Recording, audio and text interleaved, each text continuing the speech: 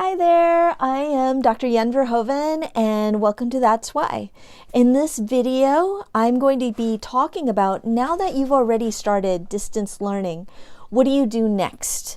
I'm sure that a couple of you have issues with students maybe not showing up on film, issues with trying to reach out to kids to get them included into your classrooms, and some other things. So this video was actually created from a Facebook Live talk that I did in my group called Rebels Teaching Elementary STEAM. And I'm just taking these videos because people really enjoyed them and, adding a little bit of an intro and then putting them onto the YouTube videos so that you can share that with other people that you feel it would be helpful sharing. This first video is going to talk about connecting with your students, improving upon the connections that you've established with distance learning. The next video after this series is going to talk about how do we include families in our distance learning plans and how do we position resources as a productive way of learning from home. And then the third video in this series is going to talk about how do we reimagine and re-envision education when schools start back up again. We have been forced to change the ways that we've been teaching because of the pandemic. So I want you to think about that and how the ways you've been teaching as of late have been good and have been bad, and also how you can take some of those good things that have happened to your teaching and move them back into the classroom once everything reopens again. So without further ado, welcome to the first of 3 other videos. Welcome to That's Why.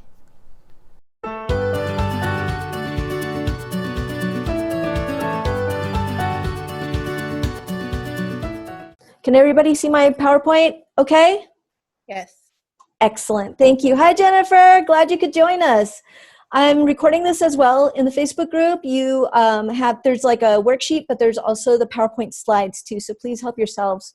And yeah, so that way, if you have any questions and things like that, just feel free to chime in. Okay. So this first training session is about evaluating and improving your student connections. I want to start this with a little bit of perspective. Okay.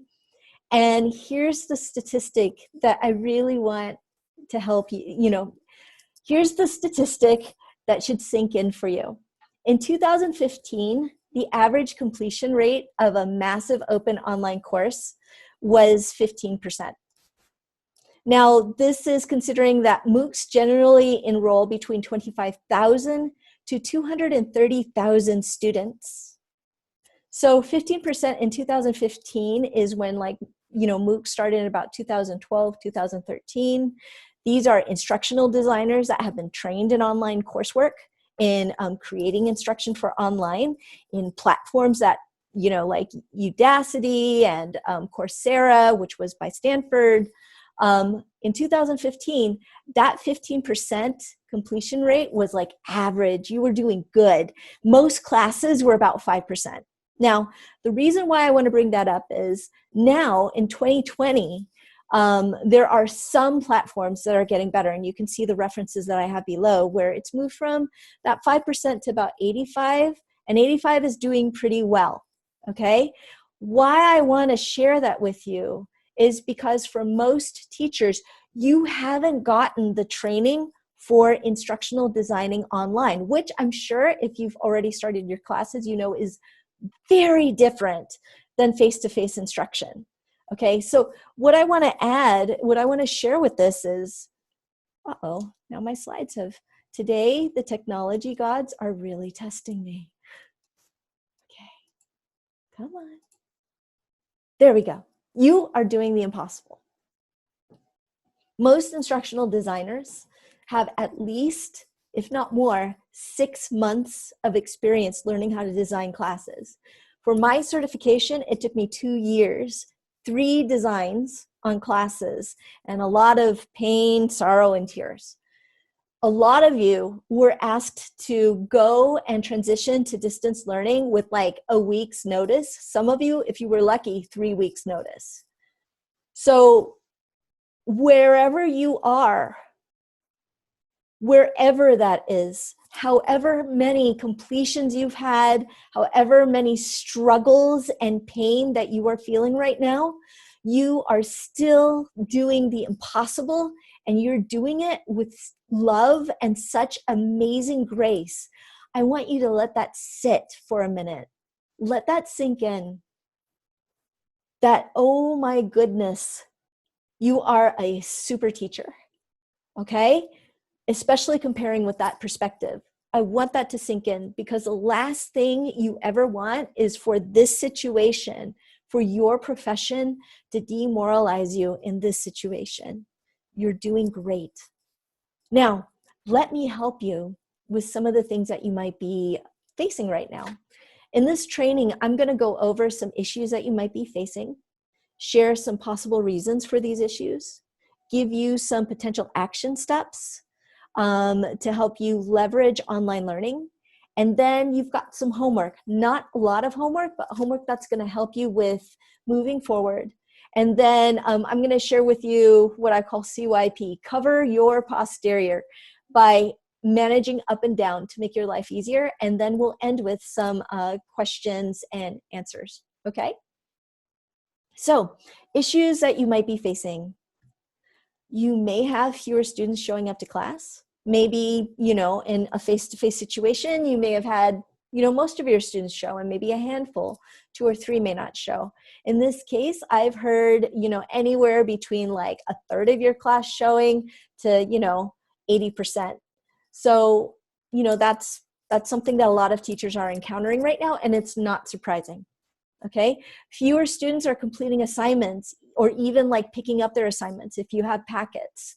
Some of the online forums I've been in, like some are like, oh my gosh, only 50% turned them in. And again, that's normal. That's an issue you might be facing. Okay, students may be shy or afraid of being on camera.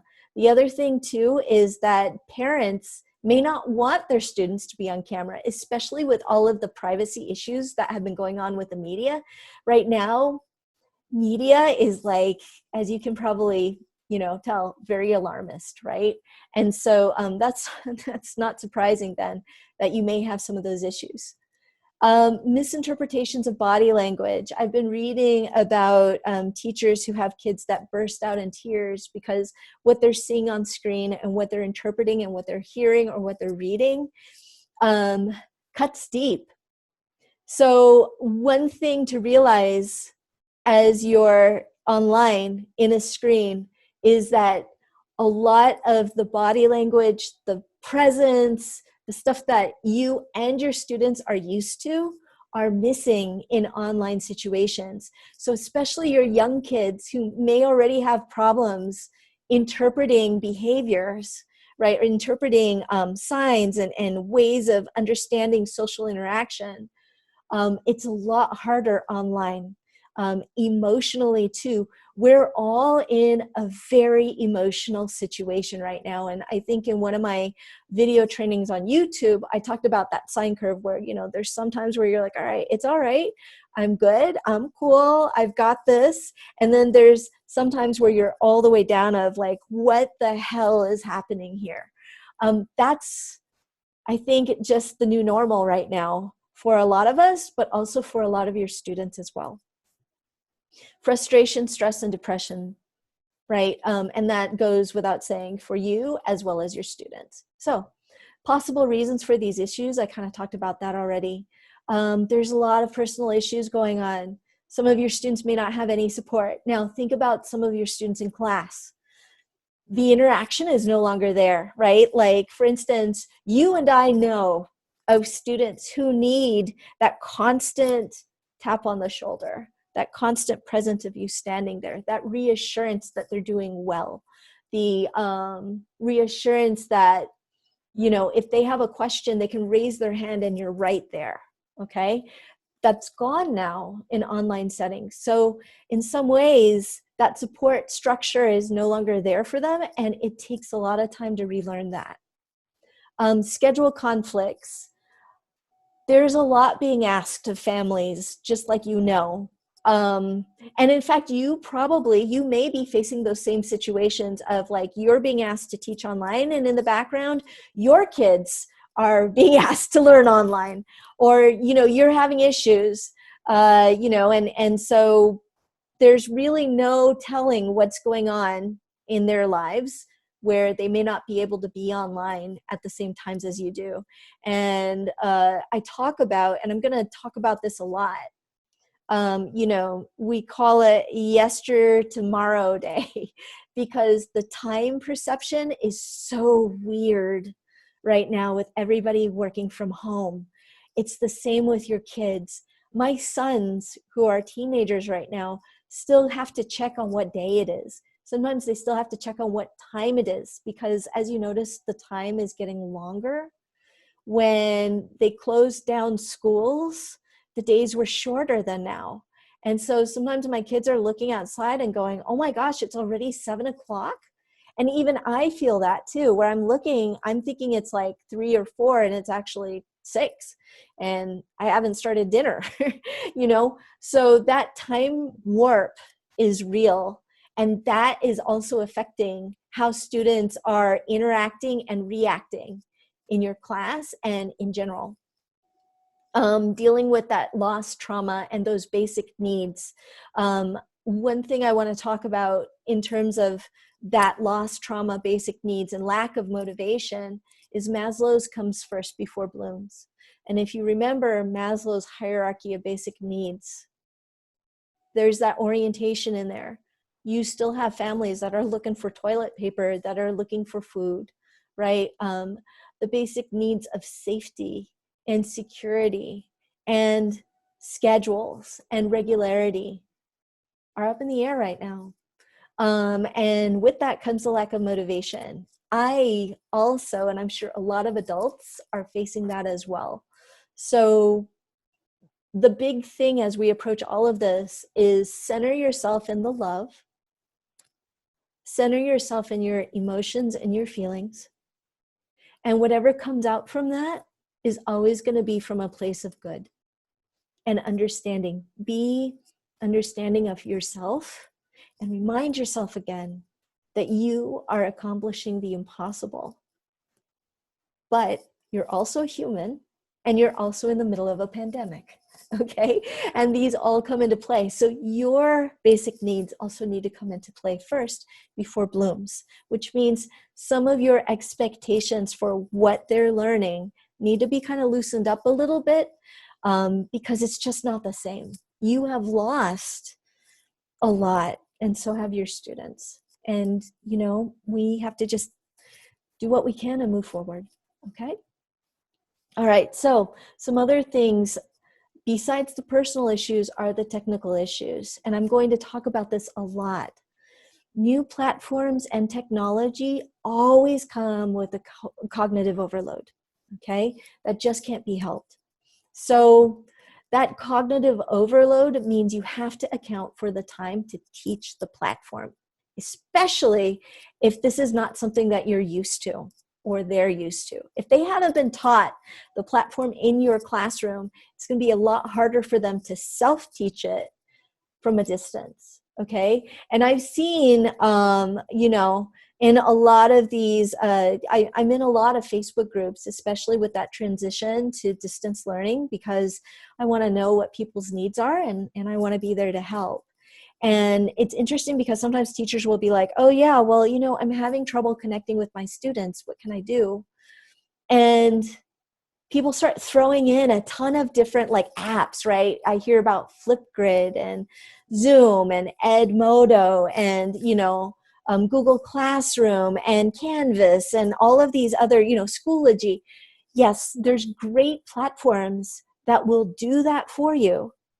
But think about the first time when you started and how long it took you to get used to these new platforms. It's harder for your students because there's nobody there for them and they don't know what to expect sometimes. So you have to put that into account. Each time you add a platform, you're adding cognitive overload on top of the learning. And that cognitive overload is always going to come first. Okay. Other technical issues, they may not have access to the platform. I had an interview a few months ago with an individual, and we were going to do it on this what was called Webinar Jam.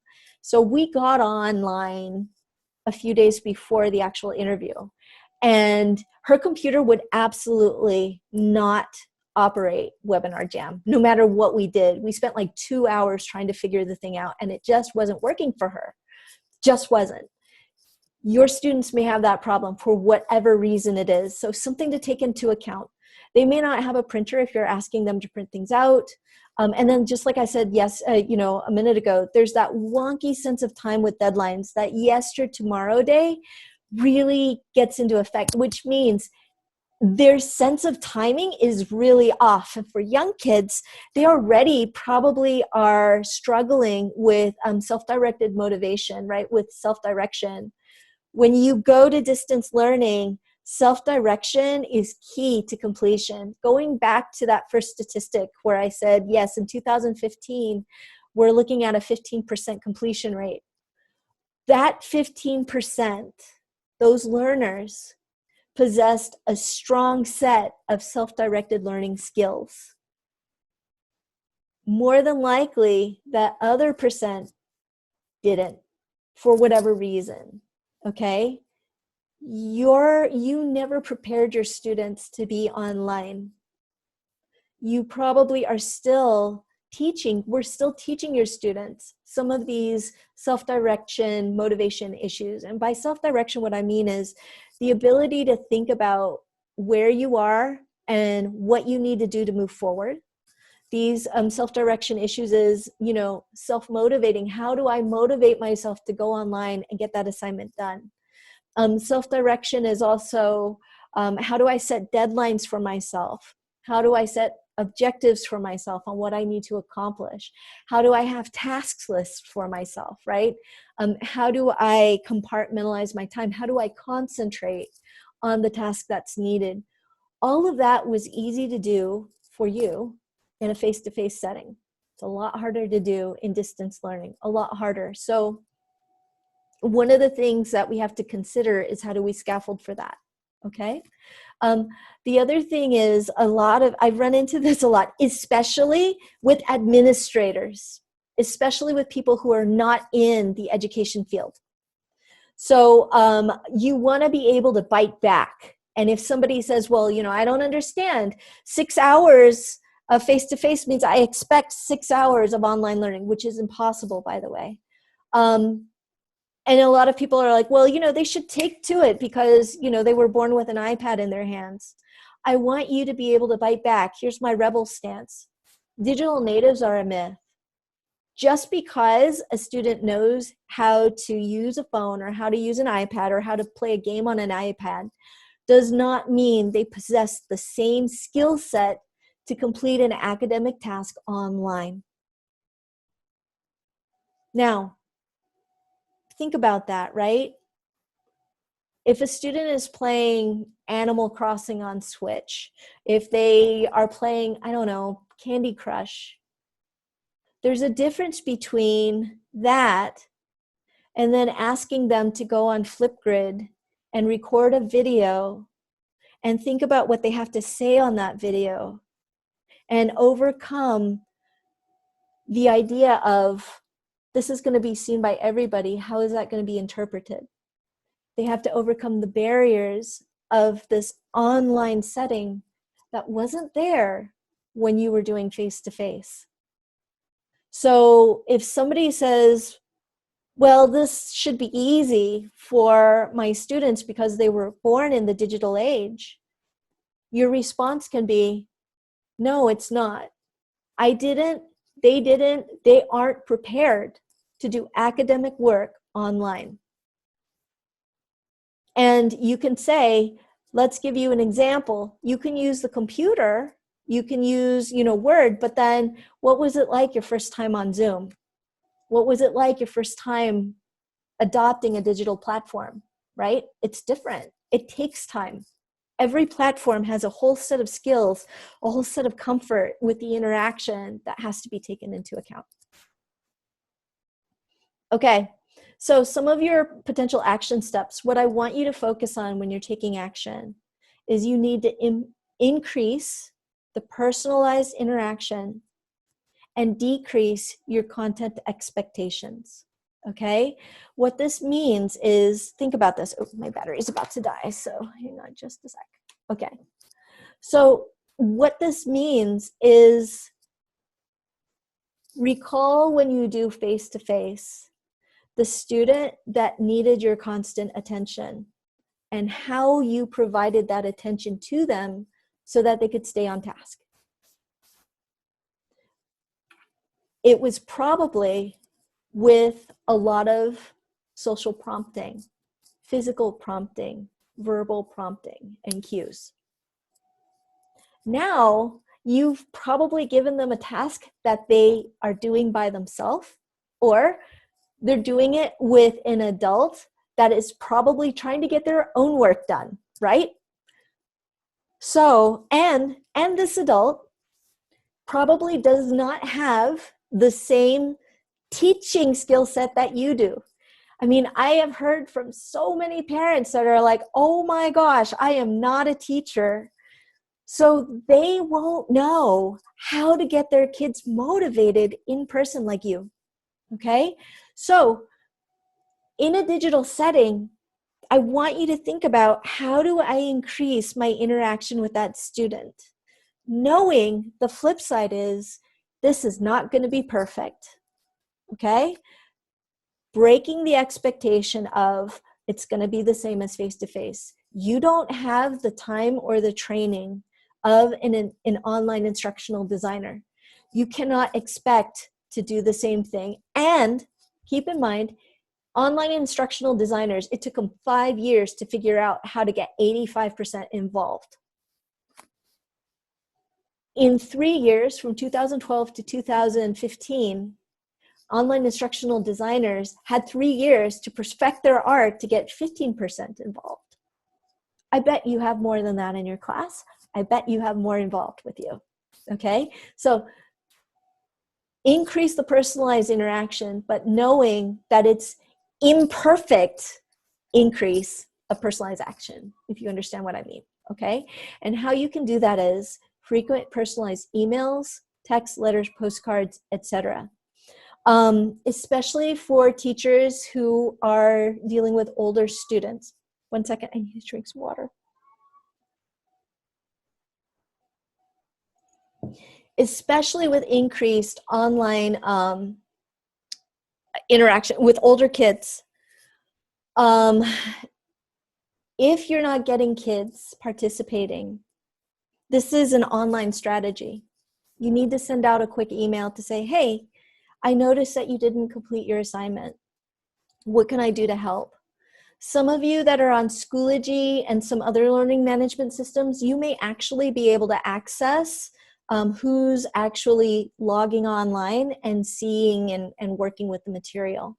Okay, so you may definitely be able to see who's interacting and who's not.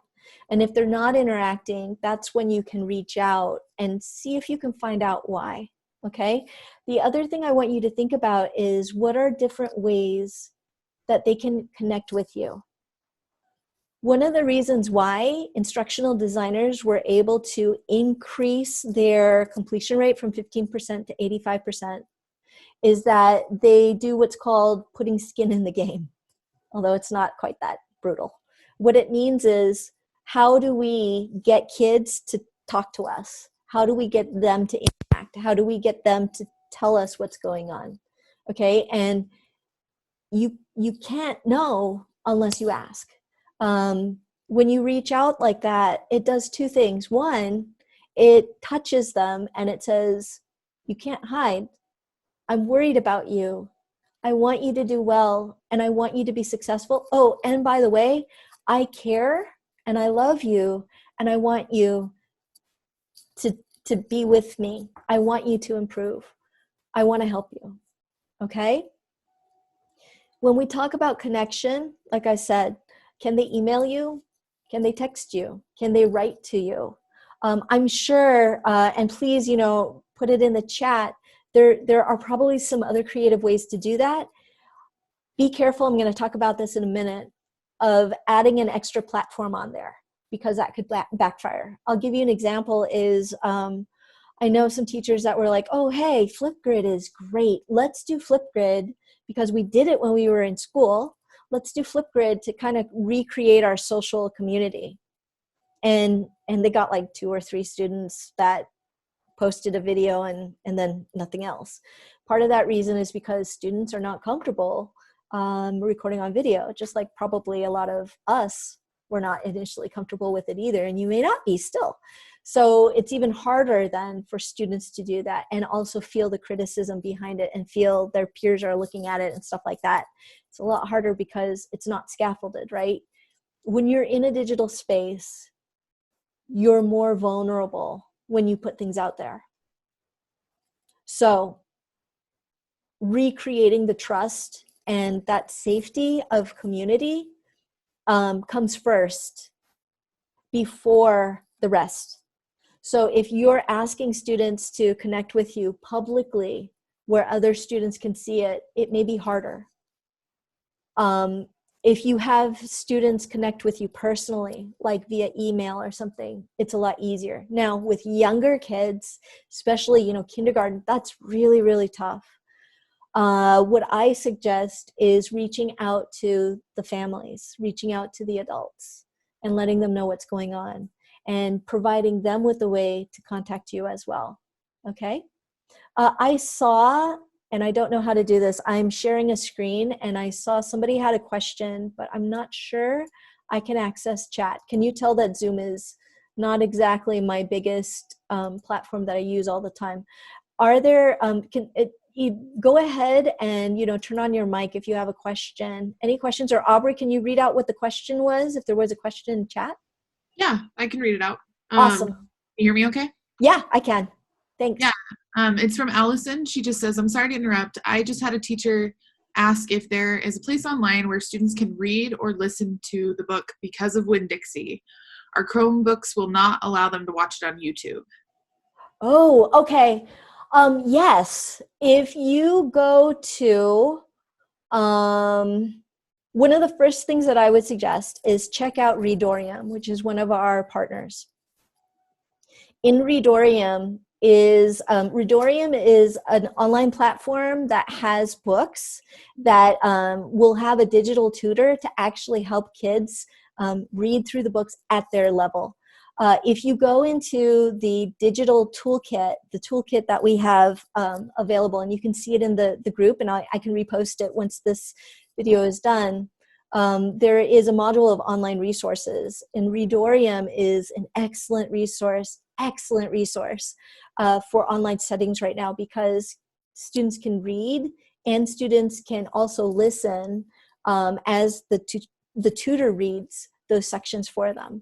That's probably the first thing I would go to. I'm trying to think of others. Starmatica is our other partner. They may also have books, but let me check with them first, and I will definitely respond back to you on that if I can think of some other things as well. Okay. The other solution too is, if you have it, and you can probably get these online as well, is that might be an activity that you do with your kids when you're all online, is reading a book out loud to them. And that is another alternative as well. I wish I could give you some perfect solutions, but like I said, in this situation, imperfect is okay. I hope that answered your question. Aubrey, were there any others or a response or anything? Nope, not yet. Okay. She just said thank you. Okay, sure. I hope that helped. Okay, so any other questions? Let me just break for a second. Are there any other questions people had? Just one thing I wanted to share too. I would totally post that question to our group, Allison, the Facebook group, because there may be other teachers who actually have resources that we don't know of yet. Absolutely. So, yeah, I'd totally post that to the group and see if there are other teachers who have an idea. And what they're using too. Yeah. Sorry, I just wanted to add that. Yes, I appreciate that. Other questions? I'm seeing my chat light up, and it's frustrating because I can't get to it because of the screens I'm on, but She just said perfect. Thank you so much. That's it. awesome. Thanks for the question. Okay, next. All right, bingo card. That's the other thing. When you download the PDF, and I'll actually put it in that folder as well on Google Docs, there is a bingo card that has 25 different activities, suggested activities. Aubrey put this together for us, that you can try with your classes to increase that personalized interaction. I know a lot of people are doing things like Crazy Hair Day, Show Off Your Pet Day. Oh my gosh, that's the other thing. Show off your pets, show off your favorite plant, show off your things, like show the human part of you, because when you're in online settings, that humanness is kind of gone. You know, what makes us human? Social cues, body language, tone, all of those things, right? It's missing in online settings, but also it's a pandemic. So loving and showing our human side is especially comforting right now. So, feel free to do that. Share the imperfect human that technology is, and, laugh at it. I mean, like I said, I couldn't get to Facebook Live today, so I had a plan B. And, and by the way, I tried to upload the PDF of the slides into Box, and it didn't work either. So I had to do it on Google Drive. And that's me with about 10 years of online instruction under my belt. And that still happened. So I'm just letting you know, it's not going to be perfect and it's not your fault. Okay? All right. Love first. Nurture the love before learning. Love first. Nurture the love. Show your kids you love them. Even if they don't respond to you, send an email. Show them that you care. Okay? They're going to remember that. And by the way, I would say this is one of the things about being a rebel. Rebel is about teaching out of love. And you can do that. Okay? I know you are in this profession because you love your kids. Show that first. Once they get that love, once they feel that from you again, once you get that connection again, it'll be all right. Okay? Everything else will fall into place. Okay. Next action steps. Deadlines. I love deadlines. And I say this with a love-hated relationship, right? There are so many districts right now that I really appreciate the fact that some of them are like, hey, no deadlines, just do what you can. Deadlines help us with structure. So they're good in a way where it gives you structure, but at the same time, that flexibility is the grace and the humanness that we need right now.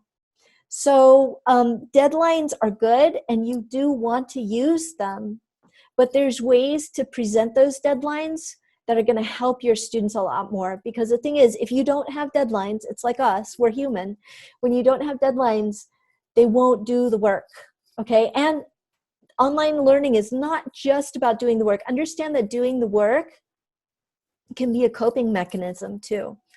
It can be a way of showing progress in this difficult time when you have no control over anything else. At least you can get your homework done, right? So it's kind of a fallback. But at the same time too, shirt happens, and sometimes that's not going to work for students, like we said, because of personalized reasons. So yes, put deadlines. Yes, make them flexible. Okay? And that goes without saying, that's part of that personalized email that you want to make out. Okay? I know of some teachers who have kids, especially middle school and high school, that may have gone into this situation with C's, D's, and F's, struggling students. And it's scary because you don't want them to give up. And so I know with our local district here, they've done an excellent solution with that, which they've said is, okay, but, here's a chance to actually make up the grade. So give students opportunities to revisit their work, to improve their work, okay? Revisit Practicing, doing things over again, repetition is very comforting during times of stress because you've done it once already. So now you can do it again, right? So just keep that in mind when you're doing your assignments. It's okay to improve and revisit rather than going to new. Okay, so deadlines. If you're giving something new, teach the technology first. This gets over the cognitive load, and give them time to practice it. Give them time to feel comfortable with it. Give them multiple opportunities to get comfortable with it, okay? So step 2 is practice the technology with simple repetitive exercises. I love to go back to when I first learned word processing in middle school, and it was with, Word Perfect. Our teacher would give us a formatted letter, and we had to copy that letter with the formatting in our assignment in order to get the high scores. And sometimes it wouldn't work. And so, we'd turn it in. He'd give us some marks to improve because, at that time I couldn't tell the difference between italicized and not. And we had dot matrix printers. And so, it would come back and I'd have to improve it and improve it and improve it. And each time you improve on these kind of repetitive practice items, you develop a comfort with whatever technology platform it is, right?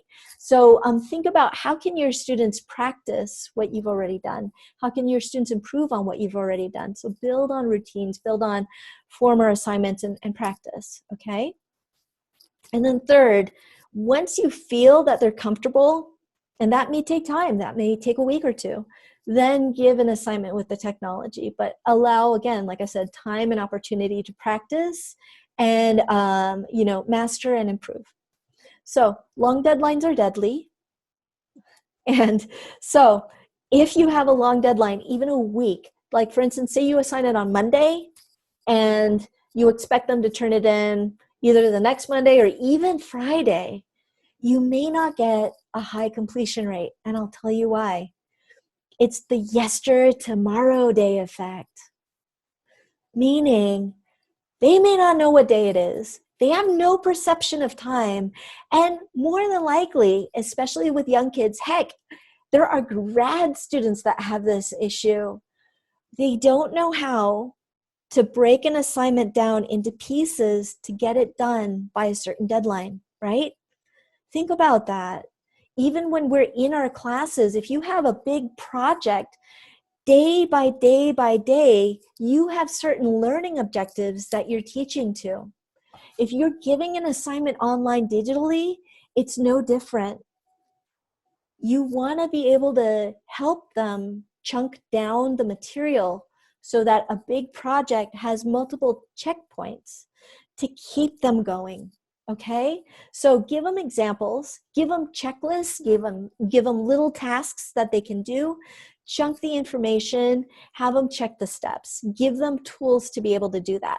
Okay, even showing them, hey, I want you to write down a checklist. I want you to cross off the items, right? Time management skills is a valuable thing when you're online. So give them that. Spend time teaching them that because it's going to help you with having your kids complete assignments. And then encourage. Okay, this is hard for all of us. Now, I'll give you an example. Classic example. I'm working with an undergrad right now, and I gave him a big project to do. And I said, I'll check in with you on Friday. Check in with them on Friday. No response. No response. I look at, the background to see what he's done. Nothing. I'm not surprised, okay? Because in the back of my mind, I thought, oh, shoot, I should have checked in with him on Wednesday. I should have, had him check in somehow, right? It wasn't until Sunday that he responded to me and said, hey, my week was, flooded. I had all these things and I just got to it and I did X, Y, and Z. And by Sunday, when he did X, Y, and Z, it turned out Y and Z were not at all what I wanted him to do. So it was a lesson for both of us, okay? And this is me with, being an instructional designer. We had to sit, and this might be a conversation you have with your students too, is to say, I want you to check in with me. I want you to communicate with me. Email me, okay? Or even in class, like, private, Zoom has a private channel. I'm sure there's a lot of different platforms that might have that. How can you do one-to-one interaction where you can get a feel for what your student is doing and where their struggles are? That's going to be really helpful, okay? And encourage. My undergrad was beating himself up because he wasn't finishing on time and he didn't get it done on Friday. And our conversation went like this: please check in with me on Friday, even if you don't get anything done. I want you to check in because I worry. I didn't know if you were in the hospital with COVID. Yes, this crossed my mind. I didn't know if something happened. I didn't know if Maslow's hierarchy of needs, if you had enough food to eat, because here locally, all the dorms closed their food, their cafeterias.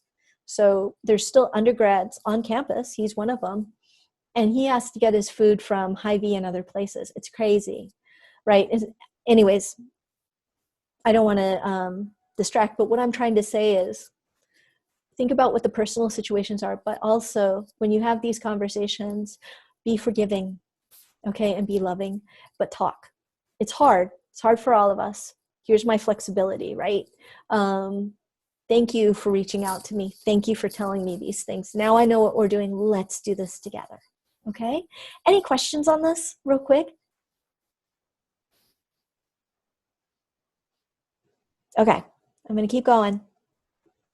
All right, focus on skill and not the platform. Routine over novelty. There are so many cool platforms out there right now. Be careful of shiny object syndrome. You run into a platform, it's really neat and cool. Yes, I want to put this into my routine. Now you've added cognitive overload, okay? Classic example is, a college teacher, and she came to me saying, I have to have a way for my students to have discussion. And I told her, I was like, well, you guys are using Blackboard, so why don't you use the discussion board? And I love this because she reminded me, she's like, well, my students aren't used to Blackboard. So I'm going to use Google Doc because we've been using Google Doc all the time. And we can just follow the thread, most recent thread on top, and they'll just keep adding things like that. Brilliant. If you can cover the skills with the same things you have, do it. It's much easier than adding an extra platform on their plate. Okay? Remember, repetition, practice is good. So, what can you accomplish with what is familiar? And these are just questions to think about. What's easiest for you and what's easiest for your student? Okay, I see my chat lighted up. Aubrey, what's the question? Yeah, AU guest just said shiny object syndrome dash. Yeah. Great concept to keep in mind during this time of distance learning. Oh yeah, shiny, yes. Because the thing is, anything new to you is more stress for them right now. Because, oh my gosh, I've got to learn something new. Now, there's things that are familiar. Like, for instance, a YouTube link, if you can do YouTube, is easy, right? You could just click it and play. And that's not a problem if you want to add something like that. But shiny object syndrome is a thing. Like, if you're putting them on a new learning platform that they've never done, PBS Video or PBS Kids, just think how easy, you always have to think, how easy is it for them to get on and access? What do they have to do in order to use that platform or whatever effectively? Now, if you're thinking, okay, and I'm picking on Flipgrid, and I'm sorry. It's just, it keeps coming up. There's nothing wrong with Flipgrid, but it just comes up because it's happened a few times. Flipgrid is fantastic, but if they've never done it before, Flipgrid is terrifying. Yes, it's great to have kids learn new video. It's not great to have kids learn new video when they've never done it before and they're online and it's public. So think about that. What's easiest for you to do? Okay? Focus on the improvement with skill. I know I talk about this a lot, but it goes without saying again, practice makes perfect. So let them practice and then make it perfect. In fact, a great thing is, if there's something that you did Here, I'll give you an example. Say, for instance, in class, you did something with, I don't know, making pulleys, okay? You know, like they experimented with levers or they threw balls or something like that. Then what you could do is take that concept and then have them go to, and I'm not thinking about the platform right now. Tomorrow we're actually going to talk about some platforms. But there is a platform that has a simulation of a bouncing ball. That might be okay. And then you tie it back. Try out this demonstration. Play around with the levers and buttons. Okay, what concept do you see here that we did in class, right? Those reminders of the familiar are golden for you, okay? And then practice is practical. All right, leveraging on learning. I'm gonna start going through this quickly. We are almost done. Asynchronous interactions. I'm gonna talk more about this tomorrow. When I say leveraging online learning, yes, there are a lot of pitfalls that you are probably running up against right now. But there's things that you can leverage. The power behind online learning is asynchronous interactions. The kids that don't raise their hands in class do well in online situations with asynchronous. Asynchronous meaning not at the same time. So a discussion board is perfect. Posting pictures, wonderful, okay? Emailing you, beautiful. Phone calls, giving them a moment where they can think and process. Having them, like a great assignment is, you know, having them draw something on a piece of paper at home and then taking a picture of it and posting it online is a lovely assignment right now. Pen and paper is something we know, right? So it's a little leap, a little cognitive overload to figure out how to post it online, okay? But these are great interactions to leverage because they have time. They're not in front of people. There are some students that will do better with online learning because of this asynchronous interaction. So you want to think about that. Okay, there's student-student interactions, and then there's student content interactions, 3 kinds of interactions, and then student technology interactions, which I didn't write there, but I've been talking about it this whole time. Okay, multimodal is the other way you can leverage learning. Teach one concept in different modalities. Show a video, show an article, have them do a virtual tour. It's the same concept, okay? Have them hear, have them watch albums, play games, okay? And give them a choice. Don't make them do all. Making them do all is dizzying. But give them a choice of how they want to learn it, right? It's a lot harder to do when you're in the classroom sometimes when you've got all these kids. But the asynchronous interaction, I'm a big fan of menus and bingo cards right now and choice. And if you look at my video trainings on YouTube, you'll see that as well. So I'm building off of that with this.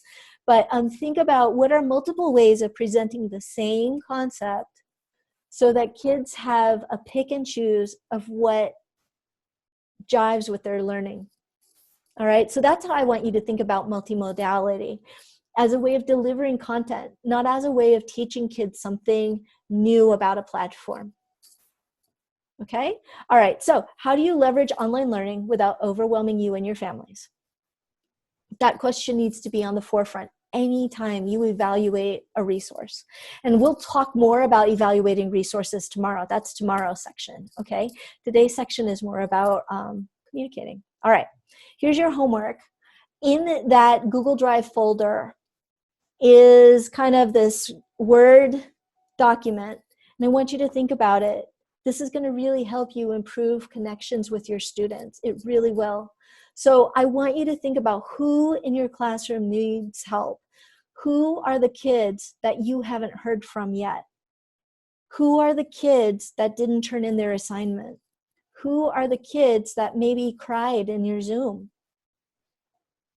Think about, what are the potential reasons that might have happened. Once you think about the reasons behind it, it'll help inform the actions that you take. And like I said, that's the reason why you had this PowerPoint presentation, so you can go back and kind of rift through all of these things to really think about it, because you're an expert. You know your students better than anybody. Well, better than their families in some sense, right? You know your students better in how you teach them. So that action is going to come from the heart. It really is. Let it come from the heart. You'll know what to do. Okay. Evaluate your challenges. What challenges are you having? What is absolutely not working for you? And then think about your action plan. When I say evaluate your challenges, are you being too perfect? Are you having unreal expectations of what is possible right now? Let those go. If you're struggling with a platform, does it really need to be there? Or can you let it go? Okay? Those challenges include your sanity. Are you teaching and you've got kids in the background and they're having to teach too? What can you let go? Okay? Right now, focus on the human. Your human well-being and their human well-being. Okay? Teach to that and be a rebel. Okay. So what will you let go? And how will you manage up and down? I'm going to talk about managing up and down in a minute. Now, I want you, in this Facebook thread that we've been doing, I want you to post a takeaway in the comments.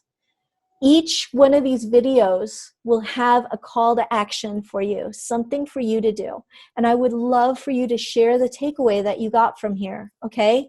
People who give me the 3 takeaways who have shown up for these trainings, even if you're not here right now, but it's recorded and you put that down, I have 2 free STEMCon tickets to give away. If you've already bought STEMCon, we will refund your ticket if you are a winner. But I really highly encourage you to go to STEMCon. It will be food for your soul, truly. There's a couple sessions. I'm going to be in a few sessions too of, what do we do? How do we rebuild our society? And I want to add this too. How do we, as a line of educators, a lineage of educators who shape our society and our future, because that's what you're doing. How do we move forward? How do we fulfill our duty? That's the question that's going to be posed in STEMCon too. Okay, so I really invite you to join STEMCon. It's going to be amazing. And that starts on Thursday. But if you don't have time, it will all be recorded and you will have access to that. Okay, so what are your takeaways from this? And then here's what I mean by managing up and down. Up, this is a corporate strategy for managing up and down. I used to be a department chair in a private career college. And we had people up and we had people down. Up is your administrators, your managers, your school board, your community, okay? How do you manage them during this time? Being proactive. And then how do you manage down? Down is the people you serve. Your teachers, your parents, your families, and your students. I see questions. Aubrey, can you? Sharing the links for elementary STEMCon. Oh, okay, thank you. Thanks. I just want to make sure if anybody wanted to check it out. So yeah, thanks. Thank you. Okay, so when you're done with your homework, you're going to have an action plan.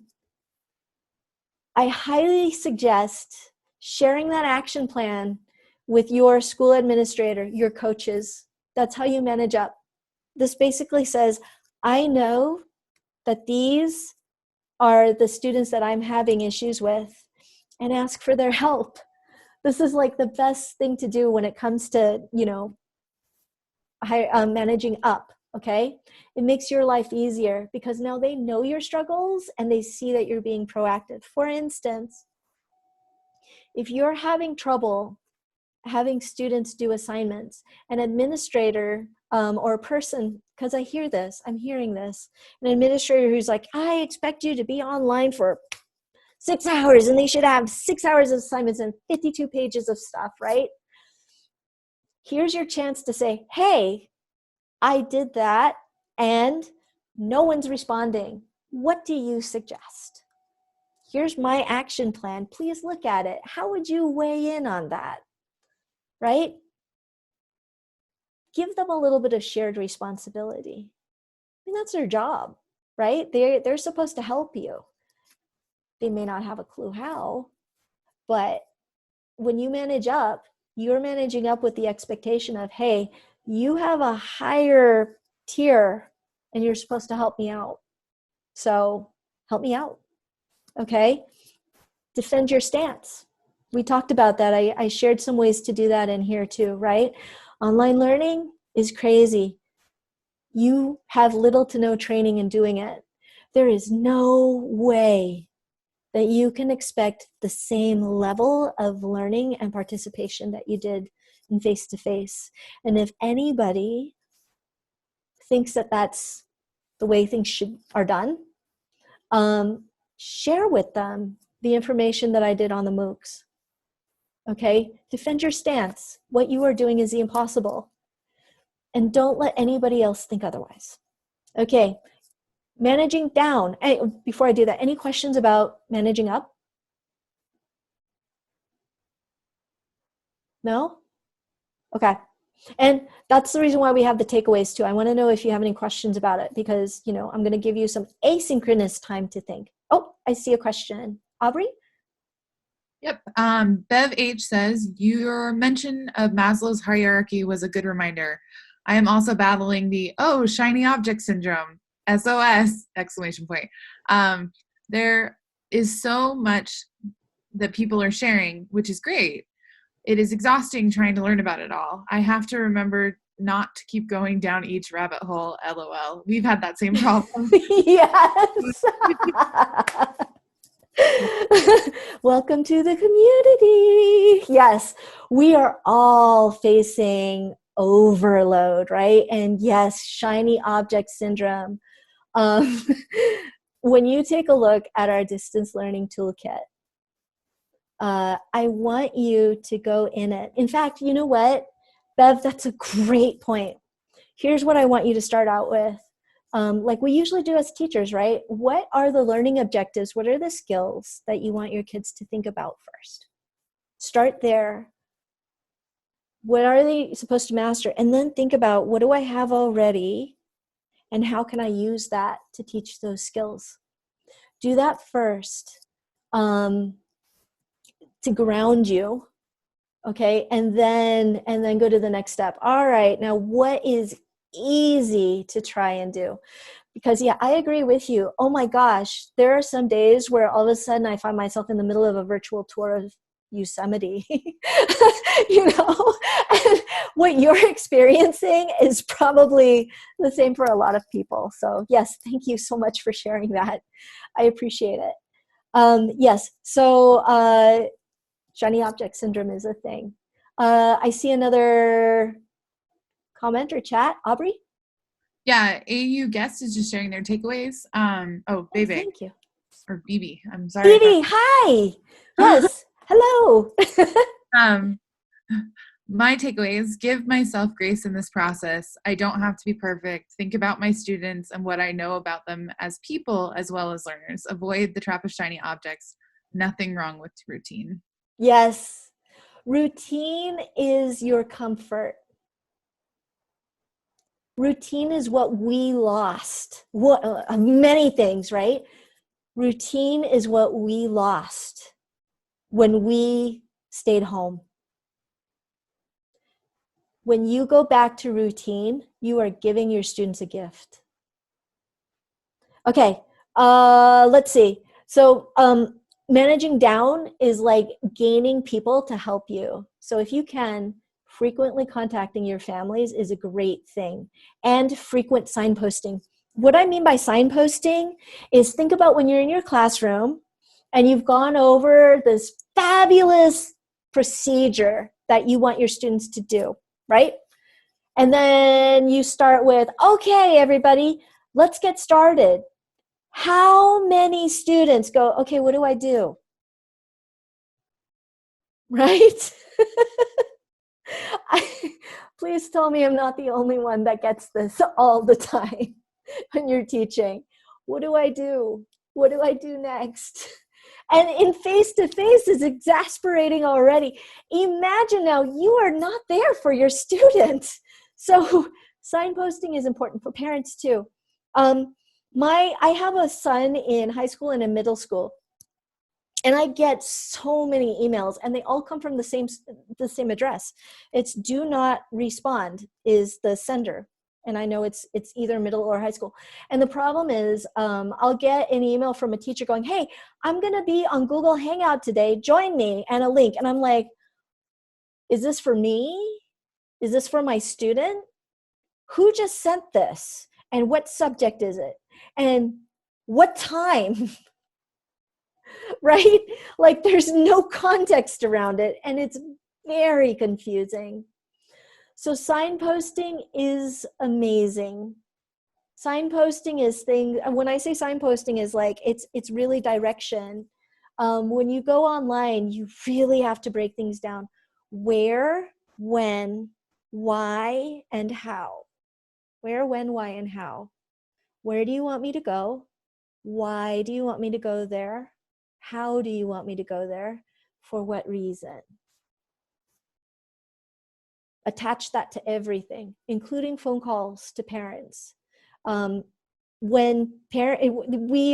district has also gone through, our district has teachers calling us parents at home, and it goes from an unknown number. Now, before, I would never answer unknown numbers because, it's usually a telemarketer. But now I've learned that if it's unknown, to pick up.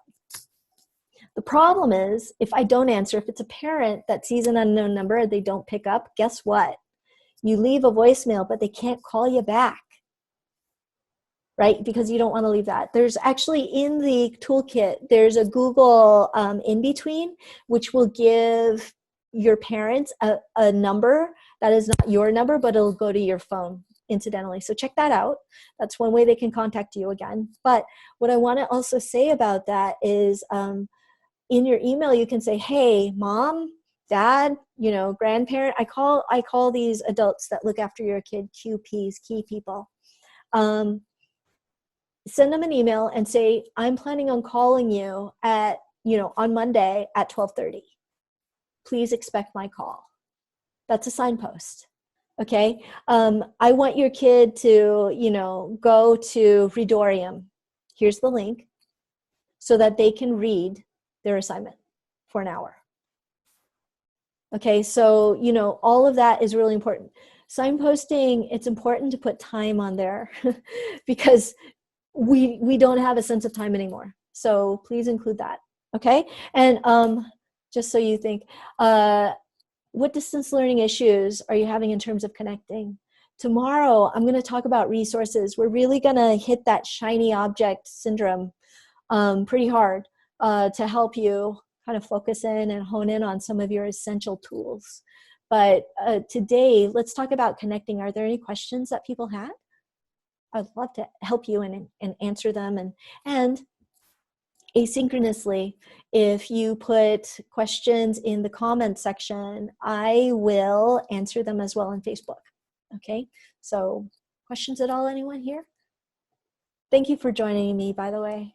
I really appreciate it. I know this is a lot on a Monday where you could be doing other things. So thank you so much for being here. Questions? Okay. Actually, I can stop screen now, I think. Yes, stop share. Hey, okay, can everybody see me? Let me see chat. All right. Okay. Bibi, I'm going to make sure, if you haven't done so, copy your takeaway into the Facebook group comment for this video. I will actually add a link to this video for people to see as well. So it is recording, theoretically. Anything that happens online is always theoretical. We expect it to work, but there are always gremlins that are in the way. So if it doesn't work, then I will actually have a more formal presentation to present in there as well. But thank you so much, everybody, for joining. Can we post? Yes, that's what I would like you to do, if you could, please, Bibi, is post under the link for today's training. And yes, I will see you all tomorrow. And thank you so much for joining me. I hope this really helped you. And like I said, you are doing great. Stay awesome and amazing. Hang in there. You are doing impossible things, and don't you forget it. I'll see you soon. Bye, everyone.